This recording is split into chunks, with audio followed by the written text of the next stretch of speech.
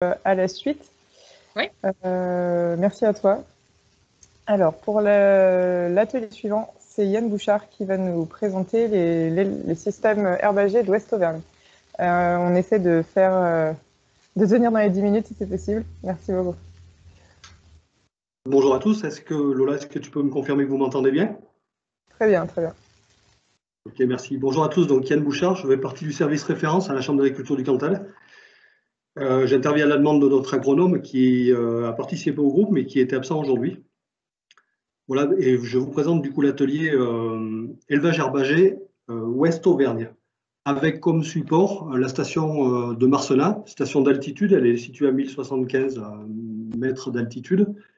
Et les données que je vous présente sont issues d'AP3C, comme vous l'a expliqué Amélie tout de suite, donc de notre climatologue.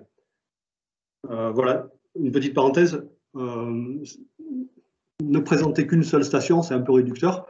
On s'aperçoit quand on travaille sur le projet AP3C que les changements ils sont très différents d'une station à une autre. Donc voilà, il a fallu faire un choix, mais sur d'autres stations, on dirait peut-être pas forcément tout à fait les mêmes choses. Voilà, je ferme la parenthèse par rapport à ça.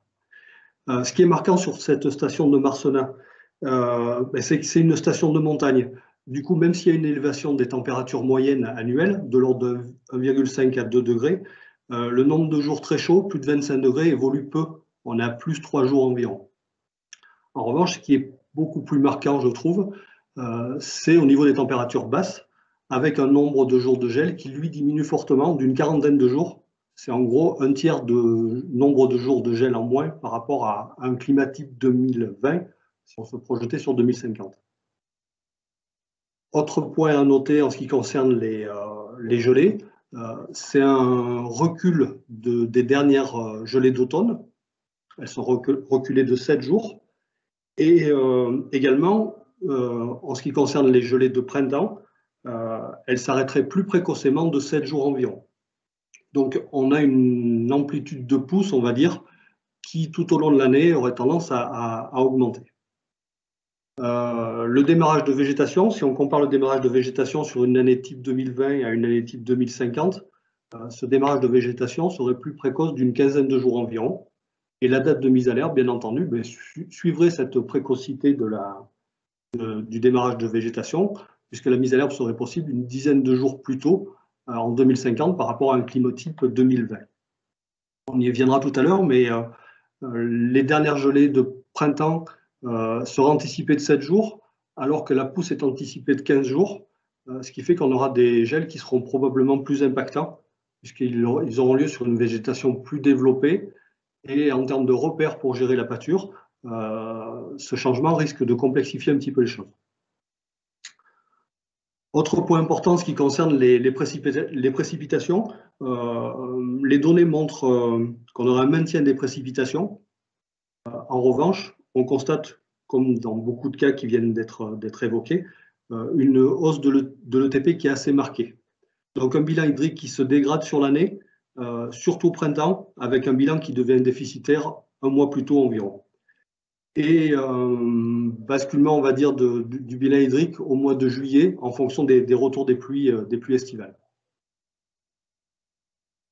Voilà, en ce qui concerne la concurrence d'usage domestique par rapport à l'usage agricole, ça a été souligné par le groupe, ça reste quand même peut-être peu marqué dans la mesure où on est quand même sur des zones à faible densité de population.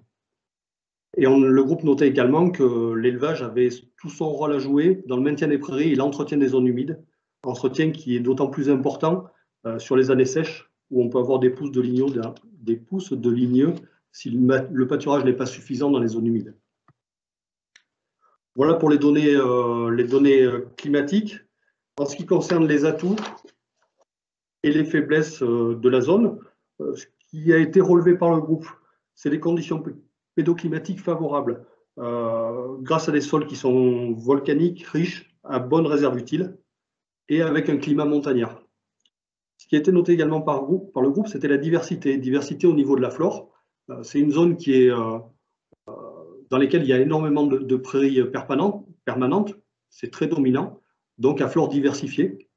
On a également une diversité de paysages et un bon maillage forêt-prairie. La partie prairie naturelle a été étudiés par les chambres d'agriculture, par les instituts, par les INRA. Donc, il y en a une bonne connaissance des types de prairies et de leur fonctionnement. Des races locales sont également présentes, des races rustiques qui sont adaptées au territoire. Et ensuite, un point qui est vraiment important à souligner en termes d'atouts, notamment sur la filière laitière, c'est la présence de signes de qualité. On parle notamment d'AOP, Sénectaire ou d'AOP Cantal. Et avec ces stratégies de différenciation en production laitière, ben c'est vrai qu'on envisage les changements plus sereinement. En ce qui concerne les faiblesses, voilà, c'est des contraintes parcellaires qui ont été relevées. Contraintes parcellaires, soit pour des parcellaires qui peuvent être éclatés, ou au contraire, sur des zones d'estive, des grandes étendues avec peu de haies pour freiner le vent, et du coup, probablement des ETP qui auront tendance à être d'autant plus importants sur ces zones-là. Notez également dans les faiblesses une hyperspécialisation en herbe. C'est une zone où on a un petit peu tous nos œufs dans le même panier. Quand ça marche mal au niveau de l'herbe, ben, ça marche mal globalement pour l'exploitation. On a d'ailleurs des déficits fourragers chroniques, d'autant plus fréquents ces 5 dernières années, avec ben, du coup souvent des fourrages à acheter pour pouvoir tenir le coup lors des hivers qui sont longs. Ces déficits fourragers chroniques sont dus en partie au changement climatique, mais également en partie dus aux campagnols, et surtout quand on a un effet pullulation de campagnols élevé, avec année climatique difficile, où là, ben, la pousse de l'herbe peut être réduite à zéro sur ces zones-là. En ce qui concerne les filières bovines, on a un marché de la viande bovine qui est basé exclusivement sur l'export de broutards essentiellement. Et je le notais tout de suite, la longue période d'hivernage, on est en montagne, qui implique des coûts importants sur les bâtiments et sur le stockage des fourrages. Alors en ce qui concerne les opportunités, alors comme je le signalais, ce n'est pas les mêmes conclusions sur toutes les stations du département, mais sur cette zone-là, on pourrait noter un maintien possible du potentiel fourrager, avec une pousse qui pourra quand même être différente, c'est-à-dire ça poussera peut-être autant qu'aujourd'hui, mais de façon différente. Et on se pose encore des questions sur ben, comment vont s'adapter les prairies naturelles à ces changements. Au niveau des filières, on note une demande pour les fromages d'appellation qui est croissante, et d'après les organismes, une accélération qui est encore possible. Là où on s'interroge au niveau des appellations, c'est sur les cahiers des charges. Les cahiers des charges, ils impliquent un certain nombre de jours de pâture, par exemple, et ben, ces nombres de jours de pâture, ils peuvent être très chahutés par les changements climatiques. Donc voilà, il y aura des adaptations qui seront probablement nécessaires, et c'est déjà le cas sur le Sénectaire, où il y a des tolérances qui sont mises en œuvre, notamment pour le fourrage fermenté. Sur certaines zones, des opportunités d'introduire des cultures d'automne dans les zones favorables. Alors si on prend l'exemple de Marcenat, ça sera probablement moins le cas, mais sur d'autres zones, ça pourra être possible. Et un lien noté entre les exploitations d'élevage et les exploitations céréalières sur un même département. En ce qui concerne les menaces, ben, comme je le signalais, même si on a un maintien du potentiel fourrager, l'herbe ne poussera probablement pas pareil. Donc il y aura probablement des repères à faire évoluer, et notamment sur le pâturage de printemps, pour bien savoir gérer les à-coups.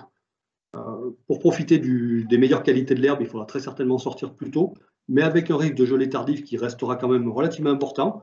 Ça veut dire à un moment, on va sortir les animaux, et il y aura probablement une pousse qui sera freinée. On a connu ça régulièrement ces dernières années, et il faudra savoir réagir et bien s'adapter.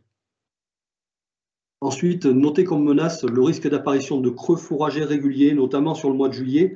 Donc, comme je vous le disais en introduction, on a un maintien global du niveau de pluviométrie, mais une répartition différente avec un peu moins de pluie au printemps, un peu plus de TP, mais ça rebascule sur le mois de juillet.